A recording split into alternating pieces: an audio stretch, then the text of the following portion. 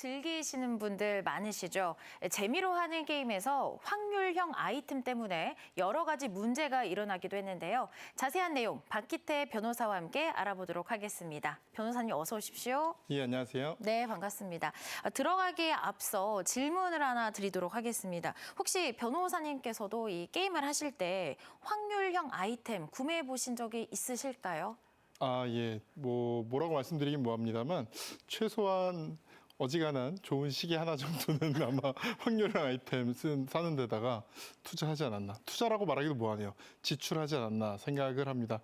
이게 확률형 아이템이라는 게 이게 좀 이따 자세히 말씀드리겠지만 될 것 같은 느낌이 자꾸 들어가지고 조금씩 쓰다 보면은 자기도 모르게 몇십만 원 쓰는 게 너무 보통입니다. 그래서 굉장히 무서운데 앵커님은 혹시 게임 하시는지 혹시 사실 저는 사실... 게임을 하진 않지만 이제 주변 지인들에게 한번 물어봤더니 말씀하신 것처럼 이 아이템이라는 게 처음에 살까 말까 고민을 하지 한 번 사기 시작을 하면 정말 끝도 없이 구매를 하게 된다라고 얘기를 해주더라고요. 네. 그래서 이렇게 이 게임 업계에서 좀 고질적 문제점으로 꼽혔던 이 확률형 아이템, 이 문제가 불거지면서 화제가 되고 있습니다. 자, 확률형 아이템. 정확히 어떤 건지 설명 부탁드립니다. 그러니까 확률형 아이템은 일종의 뽑기 같은 겁니다. 그러니까 문방구에서 보는 뽑기. 돌려서 뽑다 보면 뭐가 나올지 모르는 거죠. 그러니까 흔히 생각하는 뭐 룰렛이라든가 모두 다 확률 게임이잖아요. 뭐 슬롯머신, 룰렛이 다 확률 게임인데 그러니까 게임 안에서는 어떤 거를 뽑았을 때 뭐가 나올지를 알 수가 없는 것. 그런데 그게 그냥 알 수 없는 게 아니라 확률로 정해져 있는 것. 이걸 확률형 아이템이라고 합니다. 그런데 이게 무서운 게 간단히 생각하셨을 때 뭐 어렸을 때 무슨 뭐 포켓몬빵, 핑클빵 생각해 보시면 아는데 네. 원하는 스티커를 얻기 위해서 빵을 사도 계속 자기가 원하는 것만 빼고 나올 수가 있거든요. 이러다 보면 차라리 그냥 아이템 하나에 뭐 100만 원. 오히려 이러면 그거보다 오히려 훨씬 더 많은 돈이 들어갈 수가 있게 되는 겁니다.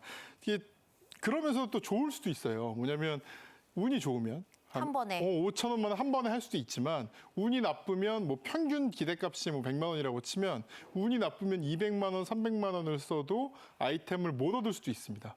그런데 또 그만큼 매몰 비용이라고 하는데 100만 원 정도 쓰게 되면 이젠 진짜 나오겠지. 아까워서라도 더 쓰게 되는 이런 사람들의 사행성 심리를 이용한 아이템을 확률형 아이템이라고 합니다. 사실 뭐 아이템 뽑기라고 하면 게임에서 흔히 뭐 재미의 요소로 삼을 수 있지 않습니까? 그런데 무엇 때문에 이게 사회적 이슈로까지 번지고 있는 걸까요? 그렇습니다. 흔히 생각하기엔 그냥 재미 요소 아니라고 많이 생각을 하세요.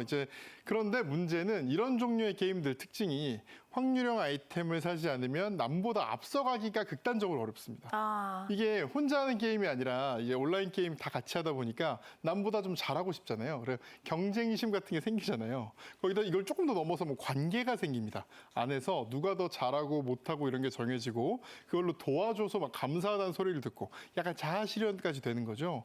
그런데 그때 중요한 아주 좋은 아이템들은 죄다 확률형 게임으로 묶어놓은 겁니다. 그런 아이템으로 묶어놓은 겁니다. 그러다 보니까 확률형 아이템에 들어가는 돈이 너무 많아져서 사회적 문제가 되는 거죠. 근데 이런 생각하실 거예요. 게임이 하나냐?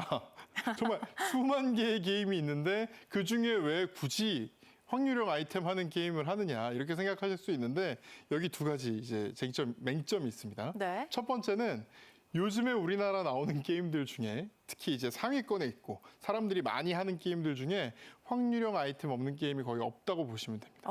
그렇군요. 그 정도라서 사람들이 많이 하는 게임이야 또 재밌잖아요. 그런 많이 하는 게임들이 확률형 아이템 게임인 부분이 많다는 거. 첫 번째. 두 번째는 확률형 아이템이 아까도 말씀드렸지만 인간 심리의 아주 본질적인 도박성, 사행성 이런 걸 이용하다 보니까 들어간 돈이 아까워서라도 못 나오게 되는 거예요.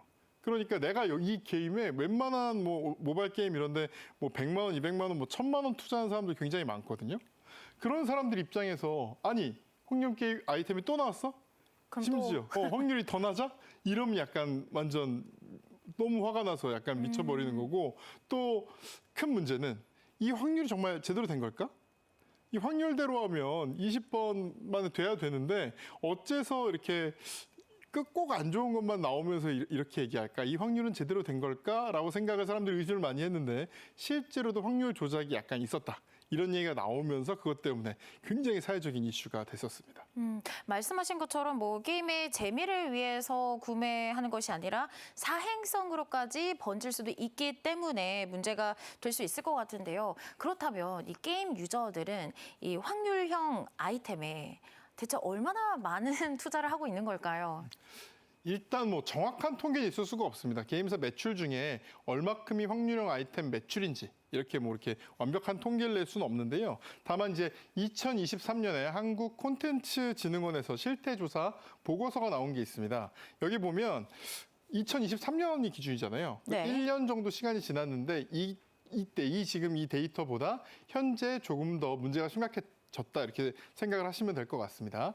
일단 실태조사 보고서 분석 결과에 따르면 확률형 아이템 지출액 구간에서 1만 원 미만 지출한 사람들이 11.7%로 가장 낮았고 무려 10만 원이 넘는 확률형 아이템을 구매한 유저들의 구간이 33.4%로 가장 많은 비율을 차지한 것으로 나타났습니다. 비율상으로 따졌을 때 확률형 아이템을 이용하는 사람들의 평균 이용 금액이 5만 원이 훌쩍 넘어간다는 얘기인데요. 다시 말씀드리지만 이거는 2022년을 기준으로 한 과거의 통계고 또 제한된 사람들을 대상으로 한 설문이어서 지금은 문제가 훨씬 더 심각해질 가능성도 있다. 이 점까지 감안을 하면 생각보다 굉장히 많은 돈을 쓰게 되는 거라고 보실 수 있겠습니다. 그래서 소위 이 아이템빨이 중요하다라는 말이 나오는 게 아닌가라는 생각이 네네. 드는데 그러면 이 확률형 아이템에 대해서는 법적으로 규제할 수 있는 방법은 없나요? 이게 일단 생각을 해보시면 문제부터 먼저 파악을 해야 됩니다. 사실 사람들이 좋아서 돈 쓴다는데 그거 자체가 문제는 아니잖아요. 문제는 지나친 사행성으로 사람들을 도박에 빠지게 만드는 것처럼 돈을 너무 많이 쓰게 하는 데 있을 겁니다. 그런데 그거보다 사실 더 큰 문제. 그러니까 도박 자체보다 더 큰 문제는 사기 도박이죠. 그러니까 네.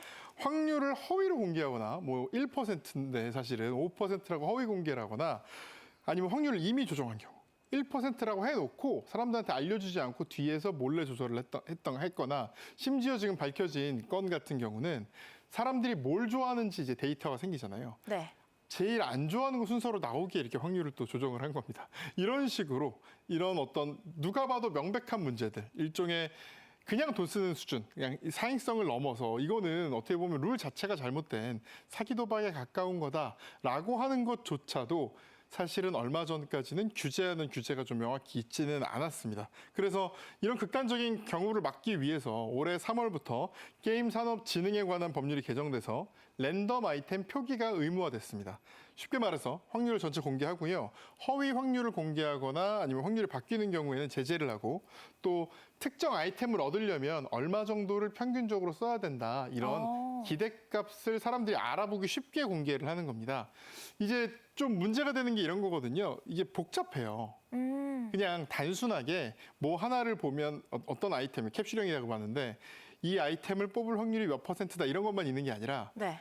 아이템을 이미 갖고 있는 아이템을 이 아이템을 쓰면 이미 갖고 있는 아이템을 강화해 주는데 강화에 성공할 확률이 몇 %다. 어렵네요. 네, 혹은 그런 아이템을 6개를 다 모아야 또 다른 아이템을 살 수 있거나 뽑을 수 있는데 6개를 다 모을 확률은 몇 %다. 이런 식으로 굉장히 계산이 어렵기 때문에 사람들이 아무 생각 없이 쓰다 보면 또 굉장히 돈이 많이 들어가는 경우들이 있어서 이것까지 어떤 아이템을 얻으려면 이 모든 과정을 통해서 얼마 정도 들어가는지 이런 부분까지 공개를 하도록 이제 그럴 수 있게 대통령령으로 위임할 수 있는 법률이 올해 3월부터 시행이 됐습니다. 그렇군요. 이 확률형 아이템도 종류가 굉장히 다양하지 않습니까? 예. 이 종류에 따라서 공개 범위나 내용도 달라질 것 같은데 어떻습니까? 예, 맞습니다. 아까 말씀드렸는데요. 크게 캡슐형, 강화형, 합성형으로 나뉩니다. 세 가지요. 네, 일단 캡슐형이 좀 제일 간단한 거예요. 뭐 어떤 걸 뽑았을 때 이 캡슐에서 뭐가 얼마 나온다. 그러니까 왜 캡슐형이냐면 문방구 앞에 이렇게 돌리는 거 있잖아요. 네. 캡슐 뽑기, 가차라고 하는데 그거랑 거의 동일하다고 보시면 됩니다. 이럴 때는 이제 캡슐형 아이템을 통해 제공되는 아이템의 종류, 등급, 확률을 표시하도록 돼 있고요. 두 번째는 강화형 아이템입니다. 이미 갖고 있는 아이템을 내가 새로운 아이템을 사면 이 아이템을 강화할 수 있는 거예요. 그러면 효과, 성능, 옵션들을 이제 병화시킬 수 있는 건데 이 제공되는 게임 아이템의 효과, 성능, 옵션 등 변화 결과와 확률을 확실하게 표시를 하게 돼 있고요. 또 세 번째는 합성형 아이템입니다. 이게 진짜 좀 생각이 어려운데 아이템 몇 개를 결합하는 거예요. 아이템 몇 개를 결합한다고 새로운 게 나오는 게 아니라 네. 아이템 몇 개를 결합하면 새로운 게 나올 수 있는데 여기에도 확률이 들어갑니다. 그래서 합성형 아이템을 통해 제공되는 이 게임 아이템의 합성 결과, 확률을 표시하는 이렇게 표시하도록 하고 있습니다. 네. 자, 이번에는요, 확률형 아이템이 무엇인지 그 필수 공개 정보와 또 이에 따른 처벌은 어떻게 되는지 정리된 영상 함께 보시고 이야기 이어나가겠습니다. 2024년 3월 22일부터 게임 내 확률형 아이템의 정보가 투명하게 공개됩니다. 확률형 아이템은 게임 이용자가 직간접적으로 유상으로 구매하는 아이템 중 종류, 효과, 성능 등이 우연적으로 결정되는 아이템을 말하는데요. 하지만 확률 정보가 공개되지 않거나 거짓으로 공개된다면 어떻게 될까요? 게임 이용자들은 확률형 아이템을 구매할 때 아무런 정보 없이 구매해야 하거나 거짓된 정보를 기반으로 구매해야 하는 등 게임 이용자들의 피해가 발생할 수밖에 없습니다. 3월 22일 확률형 아이템 정보 공개 의무화 제도가 시행되면 확률형 아이템을 제공하는 모든 게임물은 확률형 아이템 유형에 따른 확률 정보 등을 게임물 홈페이지 광고에 투명하게 공개해야 합니다. 또한 백분율 표시, 검색할 수 있는 형태로 확률 정보를 제공하는 등 게임 이용자들이 쉽게 알아볼 수 있는 형태로 제공해야 합니다. 만약 확률 정보를 표시하지 않거나 거짓으로 표시하면 문화체육관광부 장관이 시정 권고 및 시정 명령을 할 수 있으며 시정 명령을 이행하지 않으면 2년 이하의 징역 또는 2천만 원 이하의 벌금이 부과됩니다. 문화체육관광부는 게임 이용자들의 정당한 권리가 보호될 수 있도록 노력하겠습니다.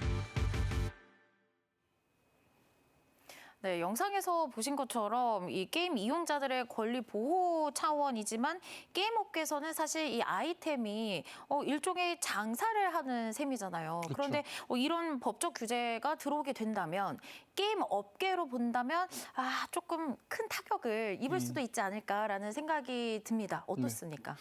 이 게임 업체에서는 그런 식으로 또 많이 주장을 합니다. 그 뭐 자유로운 어떤 거래를 이렇게 마음대로 통제를 할 수 있느냐 이렇게 주장을 하는 건데 그 주장이 완전 틀린 주장은 아니겠습니다만 또 반박할 수 있는 여지도 꽤 있습니다.